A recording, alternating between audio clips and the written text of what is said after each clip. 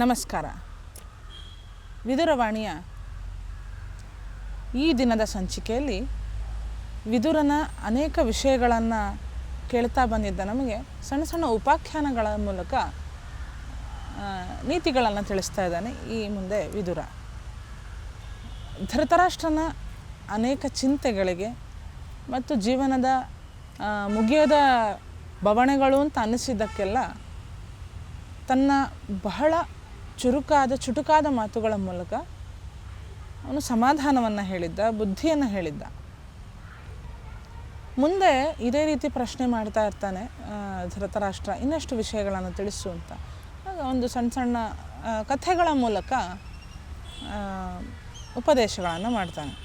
ಉಪದೇಶ ಅಂತಂದರೆ ಇಲ್ಲಿ ಆ ಕಥೆಯಿಂದ ಬರುವಂಥ ನೀತಿ ಆ ಸಂದರ್ಭದಲ್ಲಿ ನಮ್ಮ ಜೀವನಕ್ಕೆ ಹೇಗೆ ಮುಖ್ಯ ಆಗತ್ತೆ ಅಂತ. ಈಗ ಧೃತರಾಷ್ಟ್ರ ತುಂಬ ವ್ಯಾಮೋಹಕ್ಕೆ ಒಳಗಾಗಿದ್ದಾನೆ. ಪುತ್ರವಾತ್ಸಲ್ಯದಿಂದ, ಪುತ್ರವ್ಯಾಮೋಹದಿಂದ ತನ್ನ ಬುದ್ಧಿ ಅನ್ನುವಂಥ ಕಣ್ಣನ್ನು ಕಳ್ಕೊಂಡಿದ್ದಾನೆ. ಮೊದಲೇ ಕುರುಡನಾಗಿದ್ದರೂ ಕೂಡ ಈಗ ಬುದ್ಧಿಗೇಡಿಯಾಗಿ ಇನ್ನಷ್ಟು ಕತ್ತಲೆಯಲ್ಲಿದ್ದಾನೆ. ಅವನನ್ನು ಹೇಗೆ ಮೇಲೆತ್ತೋದು, ಆ ಉಪಾಯವನ್ನು ಇಲ್ಲಿ ವಿದುರ ಮಾಡ್ತಾ ಇದ್ದಾನೆ. ಧೃತರಾಷ್ಟ್ರನಿಗೆ ಹೇಳ್ತಾನೆ, ಜೀವನದಲ್ಲಿ ಸತ್ಯದ ದಾರಿ ತುಂಬ ಮುಖ್ಯ. ಭಗವಂತ ನಮಗೆ 2 ಆಪ್ಷನ್ಗಳನ್ನು ಜೀವನದಲ್ಲಿ ಕೊಟ್ಟಾಗ, ಒಂದು ಸುಲಭದ ದಾರಿ, ಒಂದು ಧರ್ಮದ ದಾರಿ ಅಂತ ಬಂದಾಗ, ನ್ಯಾಯದ ದಾರಿ ಅಂತ ಬಂದಾಗ ನಾವು ಯಾವುದನ್ನು ತಗೊಳ್ತೀವಿ ಅಂತ. ಸಹಜವಾಗಿ ನಮ್ಗೆ ಅನಿಸೋದು ಸುಲಭದ ದಾರಿ ತಗೊಳ್ಬೋದು ಅಂತ, ಯಾಕಂದರೆ ನಾವು ಬೇಗ ಮುಟ್ಬೋದು ನಮ್ಮ ಗುರಿಯನ್ನು ಅಂತ. ಆದರೆ ಸುಲಭದ ದಾರಿ ನಮ್ಮನ್ನು ಗುರಿಯತ್ತ ಕರ್ಕೊಂಡು ಹೋದರೂ ಕೂಡ ಆ ದಾರಿ ನಮ್ಮನ್ನು ಧರ್ಮ ಮಾರ್ಗದಲ್ಲಿ ಕರ್ಕೊಂಡು ಹೋಗಲಿಲ್ಲ. ಆದ್ದರಿಂದ ಆ ಗುರಿಯನ್ನು ನಾವು ತಲುಪಿದ ಮೇಲೆ ನಾವು ಹೆಚ್ಚು ಕಾಲ ಸುಖವಾಗಿ ಇರೋದಿಲ್ಲ.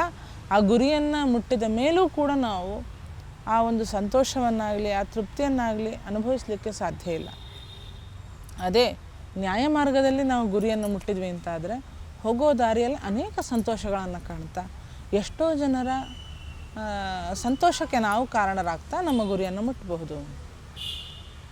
ಹಾಗಾಗಿ ಸತ್ಯದ ದಾರಿಯನ್ನು ನೀನು ಆಶ್ರಯಿಸು, ಈ ಎಲ್ಲ ಕಪಟಗಳನ್ನು ಬಿಟ್ಬಿಡು. ಆರ್ಜವಂ ಪ್ರತಿಪದ್ಯಸ್ವ. ಆರ್ಜವಂ ಅಂತಂದರೆ ರುಜು ಮಾರ್ಗ, ರುಜು ಅಂತಂದರೆ ನೇರವಾದ ದಾರಿಯನ್ನು ನೀವು ಅನುಸರಿಸು. ಈ ಶಾರ್ಟ್ಕಟ್ಗಳು ಅಂತ ಹೇಳ್ತಾರಲ್ಲ, ಅದೆಲ್ಲ ಬೇಡ. ಯಾವತ್ತೂ ಕೂಡ ನಾವೊಂದು ಒಳ್ಳೆ ಫಲವನ್ನು, ಮಹಾಫಲವನ್ನು ಪಡಿಬೇಕು ಅಂತಂದರೆ ನಮ್ಮ ಯಶಸ್ಸಿಗೆ ಯಾವತ್ತೂ ಶಾರ್ಟ್ಕಟ್ ಇಲ್ಲ. ಯಾವುದನ್ನು ಶಾರ್ಟ್ಕಟ್ ಮಾಡ್ತೀವೋ ಅಲ್ಲಿ ಎಲ್ಲನೂ ಕಟ್ ಆಗ್ತಾ ಹೋಗುತ್ತೆ. ಒಂದು ಸುಖ ಕಟ್ಟಾಗಬಹುದು, ಒಂದು ಧರ್ಮದ ಬುದ್ಧಿ ಕಟ್ಟಾಗಬಹುದು, ಎಷ್ಟೋ ಗುಣಗಳು ನಮ್ಮದು ಕಟ್ಟಾಗ್ತಾ ಹೋಗುತ್ತೆ. ಹಾಗಾಗಿ ಈ ಶಾರ್ಟ್ಕಟ್ಟನ್ನು ನಾವು ಯಾವತ್ತೂ ಸಕ್ಸಸ್ಸಿಗೆ ಅನುಸರಿಸದೆ, ದೊಡ್ಡ ದಾರಿ ಆದರೂ ಪರವಾಗಿಲ್ಲ, ನೇರವಾದ ದಾರಿಯಲ್ಲಿ ಹೋಗು. ಈ ಆರ್ಜವ ಅಂದರೆ ಏನು? ನಾನು ನನ್ನ ಮಗನ ವಿಷಯದಲ್ಲಿ ಹೇಗೆ ನಡ್ಕೊಳ್ತೇನೋ ಹಾಗೆ ಮತ್ತೊಬ್ಬರ ಮಗನ ವಿಷಯದಲ್ಲೂ ನಡ್ಕೊಳ್ತೀನಿ. ಅಥವಾ ನನ್ನ ಮನೆಯ ಸಮಸ್ಯೆ ಬಂದಾಗ ನಾನು ಎಷ್ಟು ಪ್ರಾಮಾಣಿಕವಾಗಿ ನಡ್ಕೊಳ್ತೇನೋ ಹಾಗೆ ಮತ್ತೊಬ್ಬರ ಮನೆ ಸಮಸ್ಯೆಗೂ ನಾನು ಅಷ್ಟೇ ಪ್ರಾಮಾಣಿಕವಾಗಿ ಕೈ ಜೋಡಿಸ್ತೇನಾ? ಇದನ್ನು ನಾವು ಯೋಚನೆ ಮಾಡಿದಾಗ ನಮಗೆ ಹೌದು ಅಂತ ಅನಿಸಿದ್ರೆ ನಾವು ರುಜು ಮಾರ್ಗದಲ್ಲಿದ್ದೇವೆ ಅಂತ ಅರ್ಥ. ನಾವು ಸರಿಯಾದ ನೇರವಾದ ಮಾರ್ಗದಲ್ಲಿದ್ದೇವೆ ಅಂತ ಅರ್ಥ. ಧೃತರಾಷ್ಟ್ರ, ನೀನು ಯೋಚನೆ ಮಾಡು. ನೀನು ನಿನ್ನ ಮಕ್ಕಳ ವಿಷಯದಲ್ಲಿ ಹೇಗೆ ಯೋಚನೆ ಮಾಡ್ತಾ ಇದೆಯೋ ಹಾಗೆ ನಿನ್ನ ಮಕ್ಕಳಿಗೆ ಸಮಾನವಾದ ಪಾಂಡವರ ವಿಷಯದಲ್ಲಿ ನೀನು ಹಾಗೆ ಯೋಚನೆ ಮಾಡ್ತಾ ಇದೆಯಾ? ಇಲ್ಲ.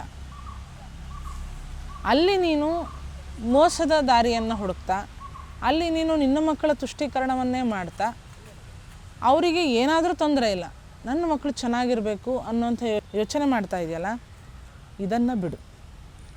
ಇದನ್ನು ಹೇಳೋದಕ್ಕೋಸ್ಕರ ಒಂದು ಸಣ್ಣ ಉಪಾಖ್ಯಾನವನ್ನು ಹೇಳ್ತಾರೆ. ಸುಧನ್ವ ಮತ್ತು ವಿರೋಚನರ ಒಂದು ನಡುವಿನ ಒಂದು ಸಣ್ಣ ವಾದ ಅಥವಾ ಒಂದು ಪಂದ್ಯತ್ತರ, ಯಾರು ಶ್ರೇಷ್ಠ ಅನ್ನೋದನ್ನು ತಗೊಂಡು ಅವನು ಪ್ರಹ್ಲಾದನ ಹತ್ರ ಹೋಗ್ತಾರೆ. ವಿರೋಚನ ಪ್ರಹ್ಲಾದನ ಮಗ. ಸುಧನ್ವ ಹಾಗೂ ವಿರೋಚನ ಹೋದಾಗ ಯಾರು ನಮ್ಮಿಬ್ಬರಲ್ಲಿ ಯಾರು ಶ್ರೇಷ್ಠ ಅನ್ನೋದನ್ನು ಕೇಳಿದಾಗ ಪ್ರಹ್ಲಾದ ಸಹಜವಾಗಿ ತನ್ನ ಮಗ ಅನ್ನೋಂಥ ವ್ಯಾಮೋಹಕ್ಕೆ ಒಳಗಾಗದೆ ಸ್ವಾಭಾವಿಕವಾಗಿ ಯಾರು ನಿಜವಾಗ್ಲೂ ಶ್ರೇಷ್ಠರಾಗಿದ್ದರೋ ಸುಧನ್ವನನ್ನೇ ಅವನು ಶ್ರೇಷ್ಠ ಅನ್ನೋದಾಗಿ ಘೋಷಣೆ ಮಾಡ್ತಾನೆ. ಅಲ್ಲಿ ಅವನು ಪುತ್ರ ವ್ಯಾಮೋಹಕ್ಕೆ ಬೀಳಲಿಲ್ಲ.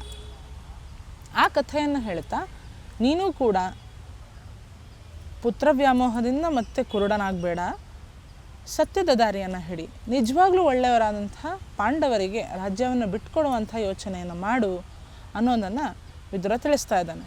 ಹಾಗಾಗಿ ಈ ನೇರವಾದ ಮಾರ್ಗದಲ್ಲಿದ್ದವರಿಗೆ ಯಾವ ಸತ್ಯದ ದಾರಿಯಲ್ಲಿ ಇರುವಂಥ ವ್ಯಕ್ತಿ ಪಡಿತಾನೋ ಆ ಫಲಗಳನ್ನು ಇನ್ಯಾವುದೋ ಅಡ್ಡದಾರಿಗಳನ್ನು ಹಿಡಿದು ಗುರಿಯನ್ನು ತಲುಪದ ವ್ಯಕ್ತಿ ಪಡೆಯೋದಕ್ಕೆ ಸಾಧ್ಯ ಇಲ್ಲ. ಈ ಕ್ಷಣದಲ್ಲಿ ಪಾಂಡವರನ್ನು ಮೆಟ್ಟಿ ನಿಂತು ಅಥವಾ ಪಾಂಡವರಿಗೆ ನಾವು ಏನೋ ವಂಚಿಸಿ ನಮ್ಮ ದಾರಿಯನ್ನು ನಾವು ಸರಾಗವಾಗಿ ನಾವು ಹೋಗಿ ಸೇರಿಬಿಡ್ತೀವಿ ಅಂತ ಹೇಳಿ ಕೌರವರು ರಾಜ್ಯವನ್ನು ಪಡೆದರೂ ಕೂಡ ಮುಂದೆ ಅದನ್ನು ಅವರು ಶಾಶ್ವತವಾಗಿ ಅನುಭವಿಸಲಿಕ್ಕೆ ಸಾಧ್ಯ ಇಲ್ಲ. ಕಪಟದ ದಾರಿಯನ್ನು ಹಿಡಿದ ವ್ಯಕ್ತಿ ಎಷ್ಟೇ ತೀರ್ಥ ಸ್ನಾನವನ್ನು ಮಾಡಿದರೂ ಕೂಡ, ಯಾವ ಕ್ಷೇತ್ರಗಳ ಸಂಚಾರ ಮಾಡಿದರೂ ಕೂಡ, ಎಷ್ಟೇ ಹೋಮ ಯಾಗ ಜಪ ತಪಗಳನ್ನು ಮಾಡಿದರೂ ಕೂಡ ಅದೆಲ್ಲವೂ ಕೂಡ ವ್ಯರ್ಥ. ಹಾಗಾಗಿ ದಾಸರು ಕೂಡ ಇದನ್ನೇ ಹೇಳ್ತಾರೆ, ಒಳಗಡೆಯಿಂದ ನಾವು ಇನ್ನೊಬ್ಬರಿಗೆ ಕೆಟ್ಟದನ್ನು ಬಯಸ್ತಾ ನಾವು ಹೊರಗಡೆಯಿಂದ ಜಪಮಣಿಗಳನ್ನು ನಡೆಸಿದರೆ ಫಲ ಏನು ಅಂತ. ಹಾಗಾಗಿ ನಿನ್ನ ಮಕ್ಕಳು ಬೇವಿನಂಥವರು, ಅವರನ್ನು ಇನ್ನು ಬೆಲ್ಲದಲ್ಲಿಡೋ ಪ್ರಯತ್ನ ಮಾಡಬೇಡ, ಅವರಿಗೆ ಒಳ್ಳೆಯದಾಗೋದಿಲ್ಲ. ಹಾಗಾಗಿ ನೀನು ನಿಜವಾಗ್ಲೂ ಯಾರಿಗೆ ಇದು ಸೇರಬೇಕೋ ಅಂಥವರಿಗೆ ರಾಜ್ಯವನ್ನು ಕೊಡುವಂಥ ಯತ್ನವನ್ನು ಮಾಡು.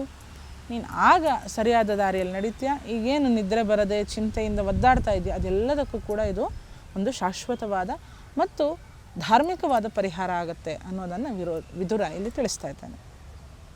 ನಮಸ್ಕಾರ. ಟಿವಿ ವಿಕ್ರಮ, ದೇಶ ನಿಮ್ಮ ಕೈಯಲ್ಲಿ. ಈ ಕಾರ್ಯಕ್ರಮ ನಿಮಗೆ ಇಷ್ಟ ಆಗಿದ್ದಲ್ಲಿ ಲೈಕ್, ಶೇರ್ ಹಾಗೂ ಕಮೆಂಟ್ ಮಾಡಿ.